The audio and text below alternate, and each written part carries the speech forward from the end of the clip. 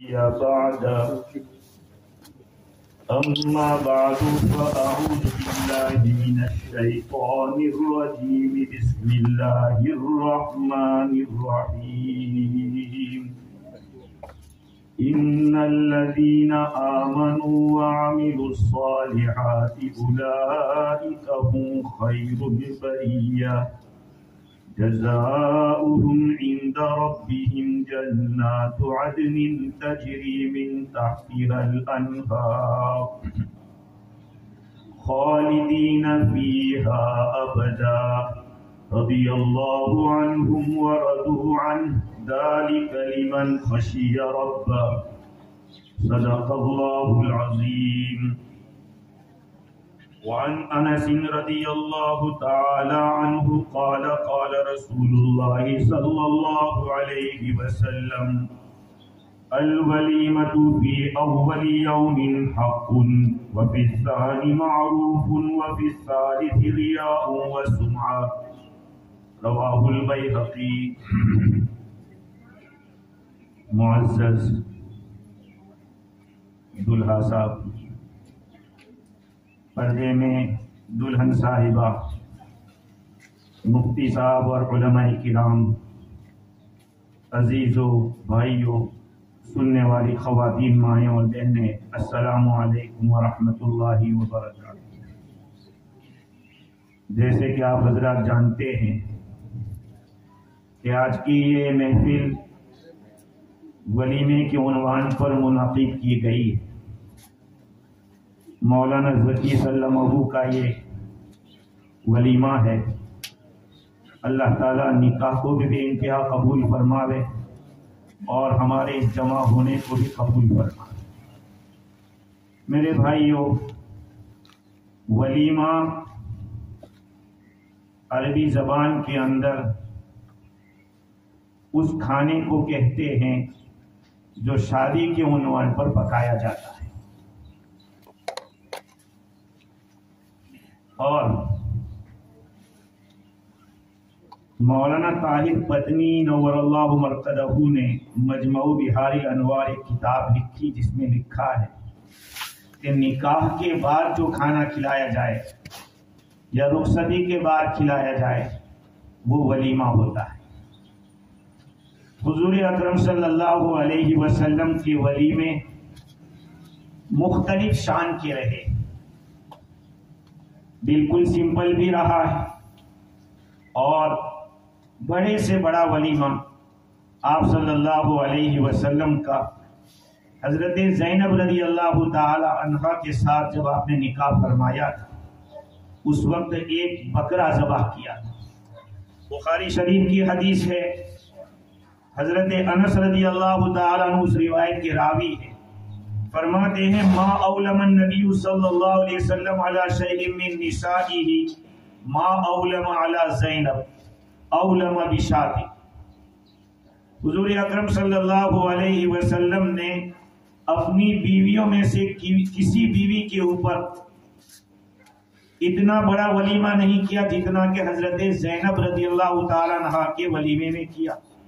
فرماتے ہیں کہ اولم بشاۃ، ایک بکری ذبح کر کے ولیمہ فرمایا،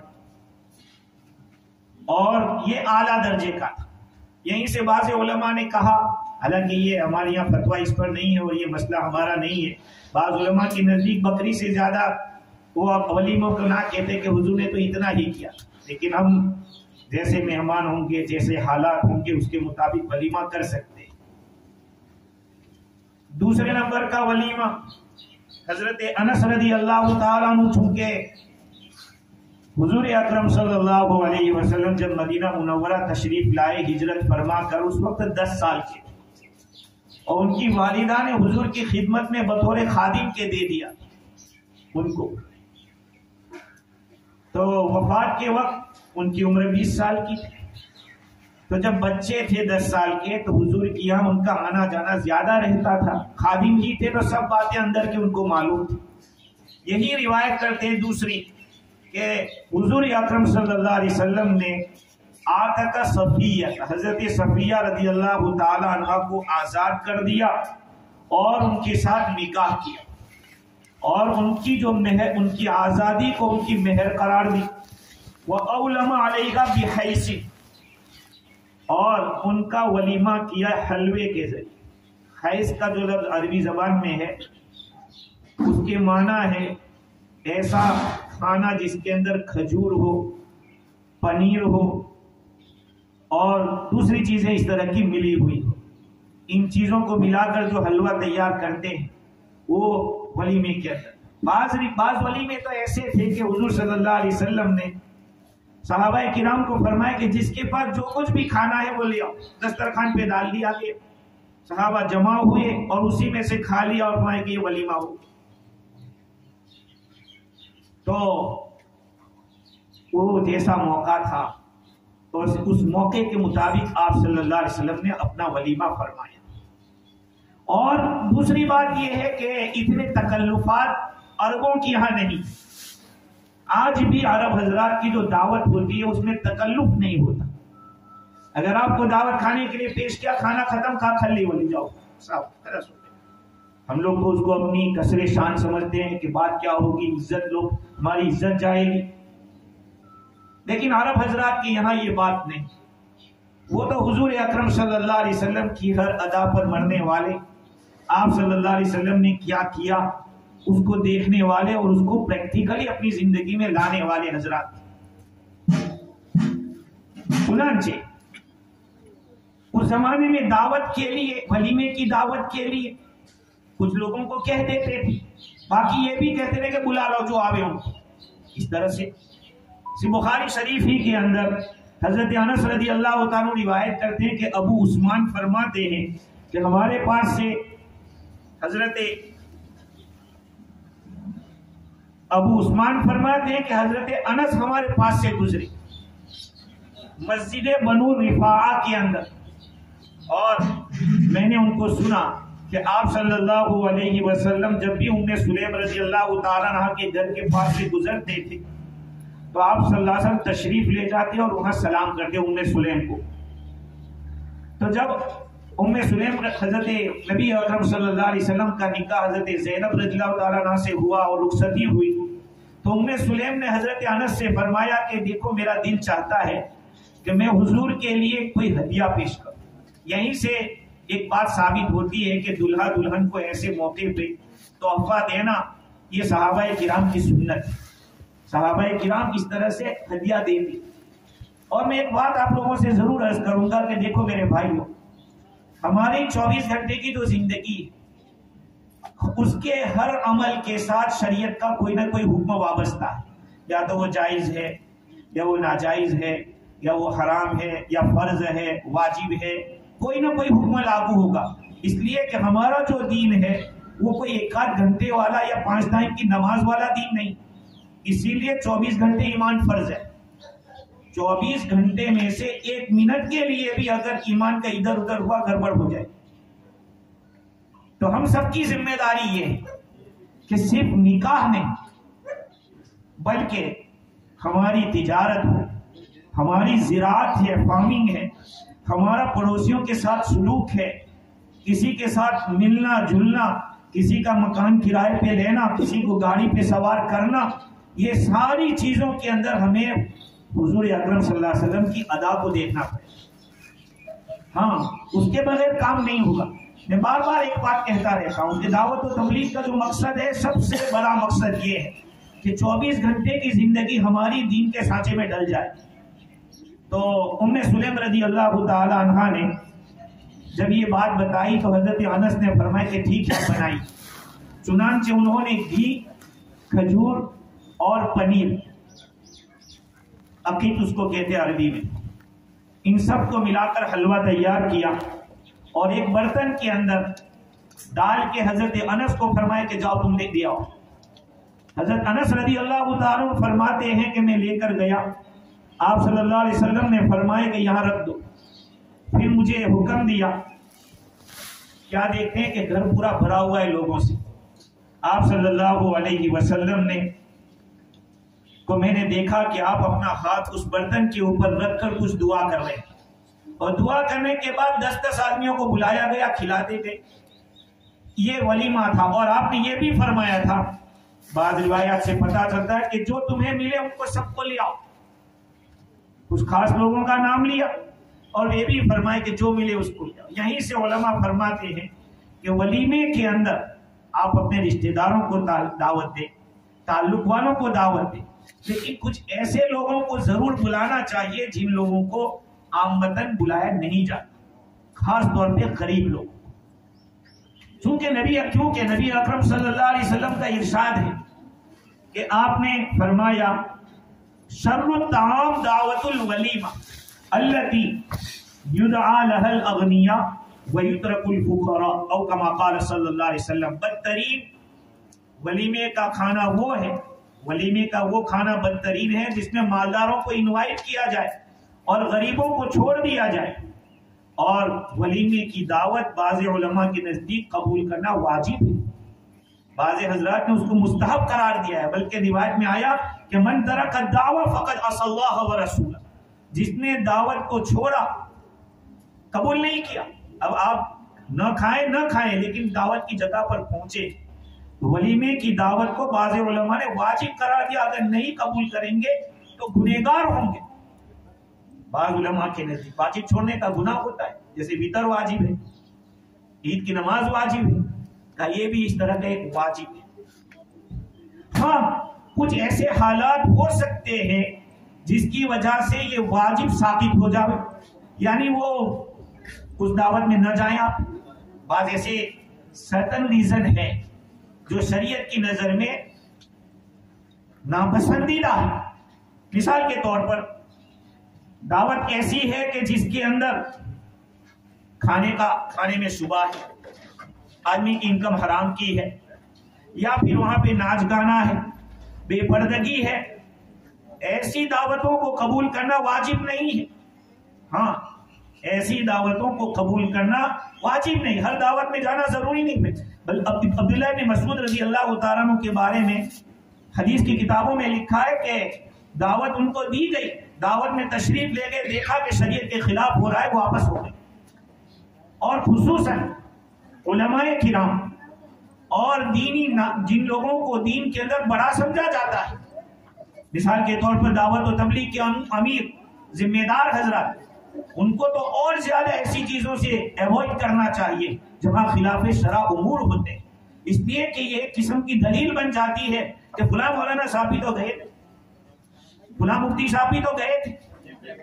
تو میرے عزیزو, یہ دعوت ولیمہ یقیناً حضور کی سنت ہے, اور آپ صلی اللہ علیہ وسلم سے مختلف قسم کے ولیمے ثابت. ہم نے آج تک اپنی زندگی کے اندر جن کی 2-3 شادیاں ہوئی ہو, انہوں نے کبھی ایسا ولیمہ کیا ہو کہ بھئی آ جاؤ, جو کھانا ہے لے کے آ جاؤ, ہم حضور کی وہ سنت ادا کرتے نہیں. ہم چونکہ پابند ہو گئے ہیں, ہم لوگ پابند ہو گئے ہیں رسموں کے, ہم پابند ہو گئے رواجوں کے. اگر کوئی عمل بتایا جاتا ہے تو کہتے ہیں کہ یار ہمارے رواج بھی نہیں. ہمارے شب برات کے موقع پر قبرستان جیسے جانا ہم نے جیسے فرض کر دیا کہ نہیں جانا ہی پڑے گا, لیکن شب رات ہوئی نہیں.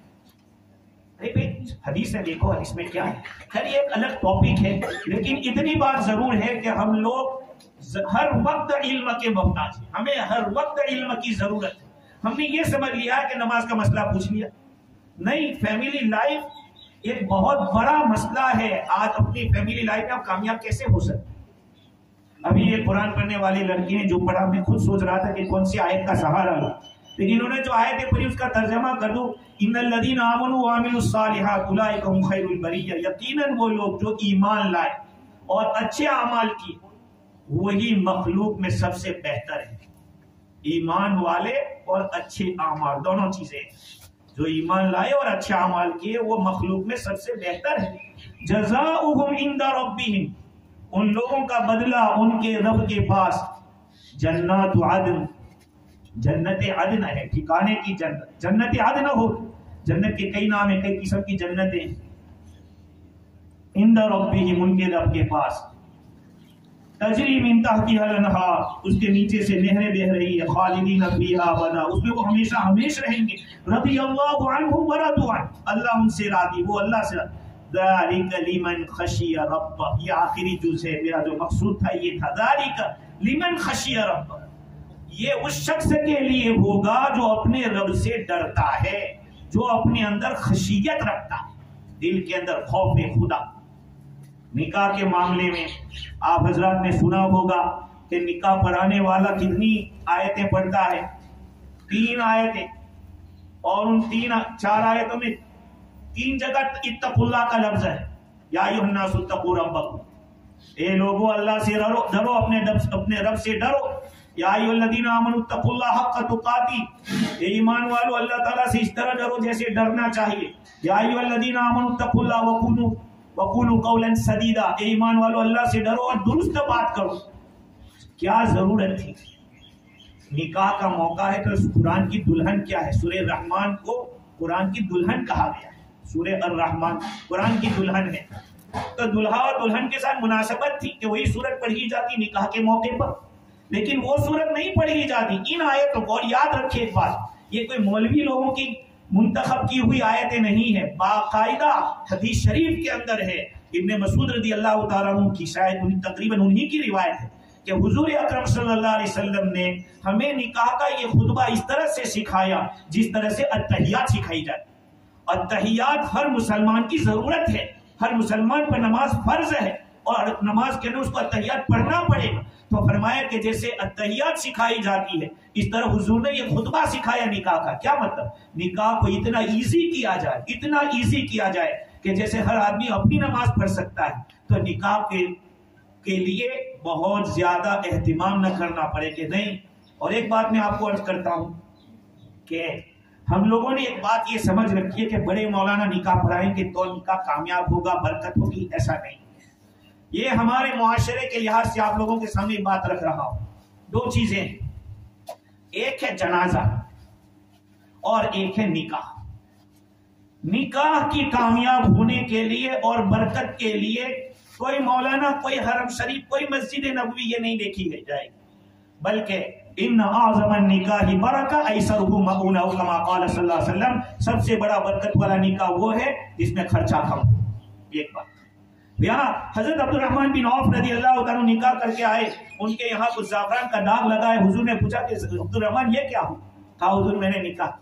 آپ نے نہیں فرمایا کہ اچھا اکیلے اکیلے کرتے ہو، ہم جیسے نبی کو بھول گئے، مسجد نبی میں آگے نکاح پڑھتے تو بہت اچھا ہوتا، یہ نہیں فرمایا کہ ٹھیک ہے اولیم ولو بشادی، ٹھیک ہے آپ ولیمہ کیجئے اگرچہ ایک بکری کا ہی۔ تو جو حکم تھا آپ نے فرمایا۔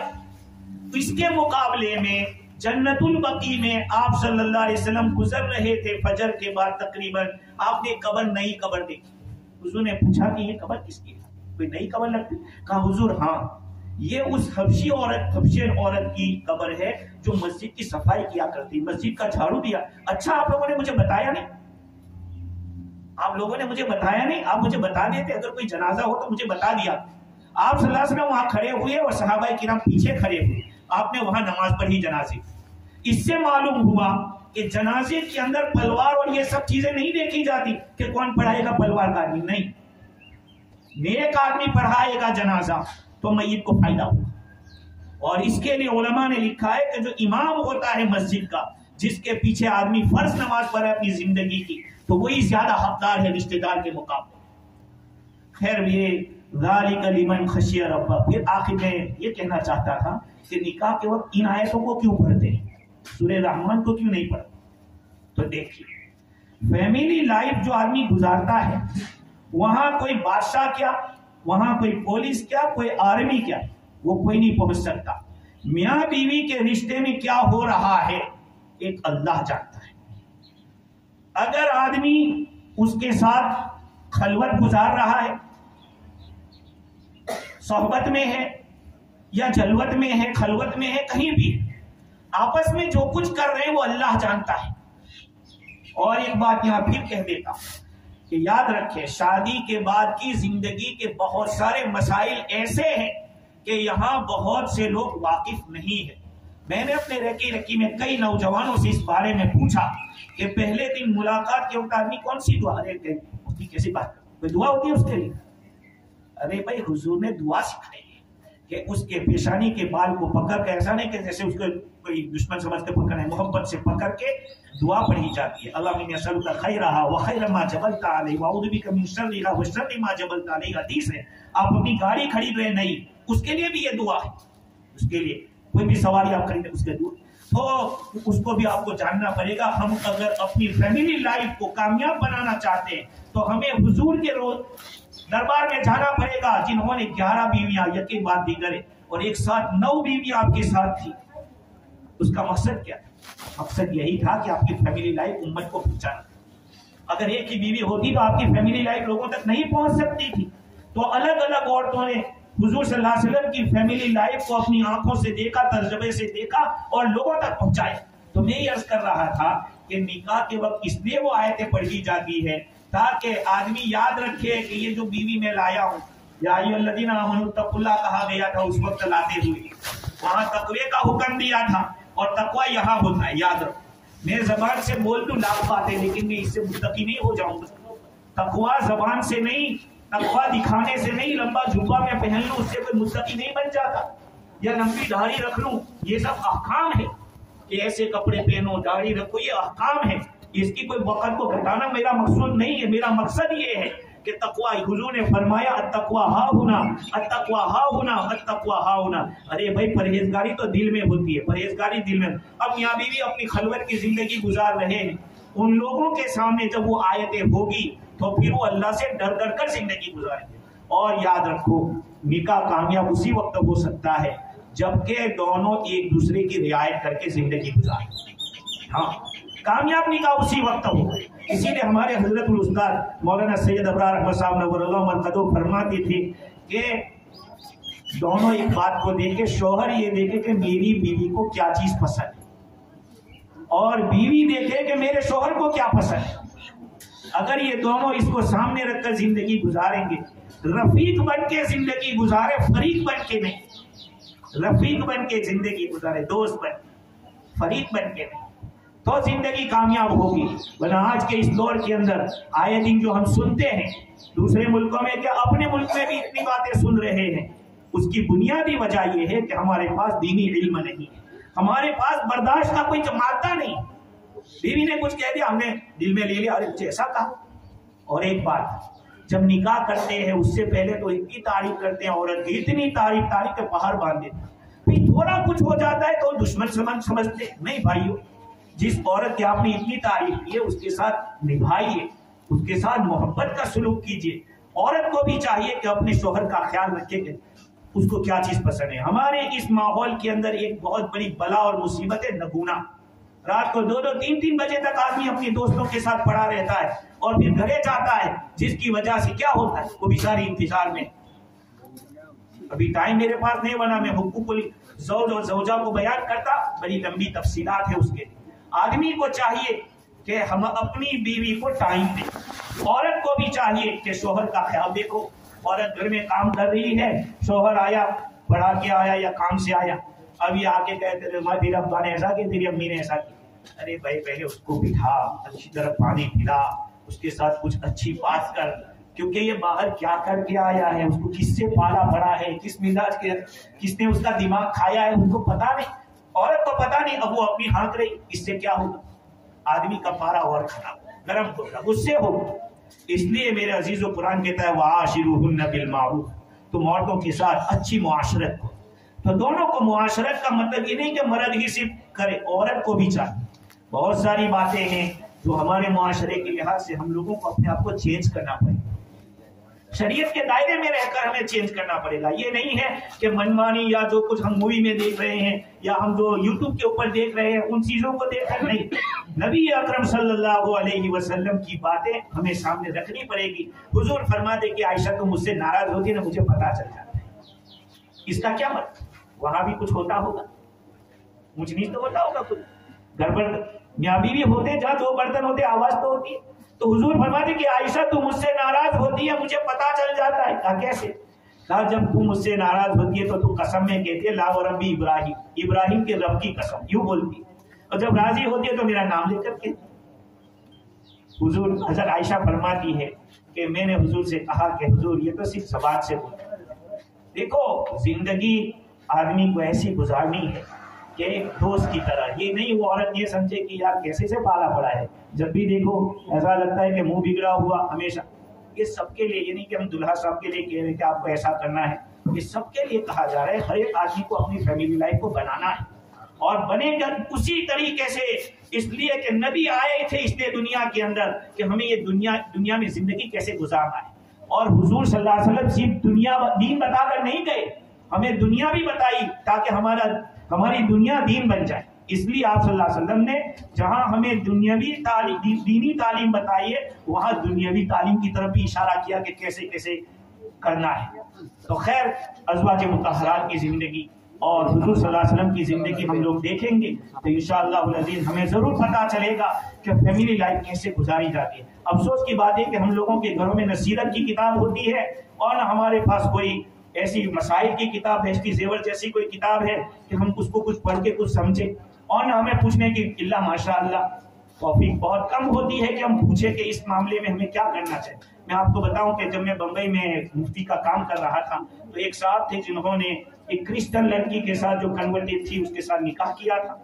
ایک دن میرے پاس آیا دارالفتہ میں اور مجھ سے کہا کہ مفتی صاحب بات یہ ہے کہ پہلے تو بہت اچھی طرح محبت کرتی تھی لیکن اب تو زیادہ منہ نہیں لگاتی اور بہت دور رہتی ہے.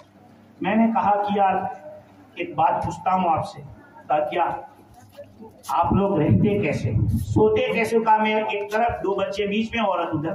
میں کہے تو غلط ہے. میں نے کہا کہ ایک اور بات بتائیے، آپ کی بیوی کو کچھ کھانا پسند ہے، باہر کا کھانا؟ تو کہا کہ ہاں. میں نے کہا کپڑے پسند ہے؟ کہا کہ ہاں. میں نے کہا اس مہینے میں آپ اس کو ایک آدھ ہفتے یوں کہیے کہ کھانا میں ہوٹل سے لاؤں گا، تم کھانا مت پکا. ٹھیک ہے. اور ایک جوڑا اچھے سے اچھا کپڑا خرید کے لے جانا. میرے عزیز، وہ 2 ہفتے کے بعد وہ آیا اور کہا یار آپ نے تو کیا علاج بتایا، سب کام ہونے لگے ہم. تو یہی تو بات ہے، ہم عورتوں کی چاہت کو نہیں سمجھتے کہ اس کو کیا پسند. ادھر عورتوں کی طرف سے بھی کوتاہی ہوتی کہ وہ نہیں دیکھتی کہ میرا شوہر چاہتا کیا ہے. تو ہمارے حضرت فرماتے تھے کہ رفیق بن کے زندگی گزارو، فریق بن کر نہیں، اور دونوں ایک دوسرے کی چاہتوں کو سمجھیں کہ میرا شوہر کیا پسند کرتا ہے، کیا ناپسند کرتا ہے. خیر میرے عزیزوں، میں نے تھوڑا زیادہ وقت لے لیا، اور بھی مفتی حضرت ابھی تشریف لائے ہیں، علماء کرام بھی موجود ہیں. اللہ تعالیٰ اس جوڑے کو ہمیشہ پھلتا پھولتا رکھے اور ہمیشہ اس نکاح کو اللہ تعالیٰ قیامت تک کے لیے قبول فرما لے، اور نیک صالح اولاد کے جو حافظ ہو، عالم ہو، مفتی ہو، ایسی اولاد کے حاصل ہونے کا ذریعہ بنائے. ای دعا ازمن و دنیا جہاں آمین. بعد وآخر دعوانا الحمدللہ رب العالمین.